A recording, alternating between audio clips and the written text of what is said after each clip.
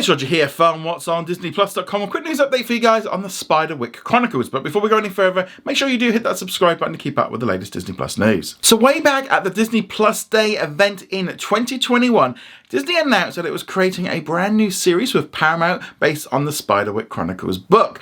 Now, over the years, that sort of show kind of obviously went through a number of delays of the pandemic, etc., but they did film it.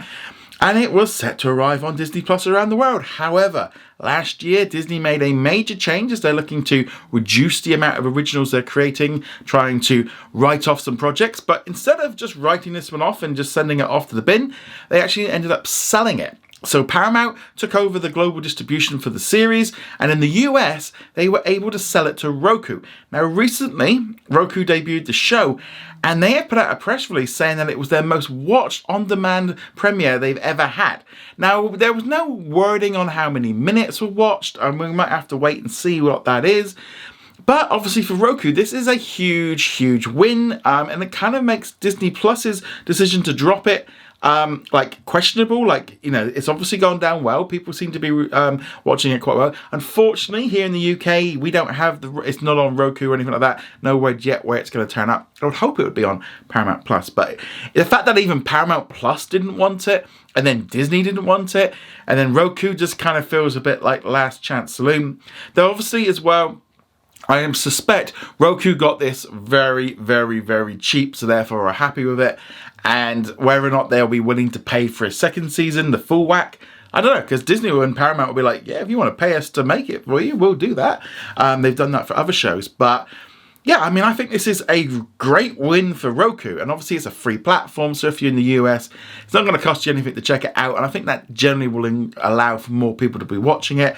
I'll be honest, if I could watch it on one of a free platform here and I didn't have the subscription, I probably would be much more likely to check it out. I think that's where we're really starting to see these free streaming services really starting to pick up. Whether or not they get into the more originals game, who knows? But we are seeing them picking up a lot of the scraps that are kind of either getting sort of carted off or deleted from streaming services. But definitely a big win for Roku, but obviously we don't know what those numbers are. This could be really big for Roku, but this could have been tiny for Disney Plus. We just have to wait and see. But yeah, definitely seems to be like a good thing for them.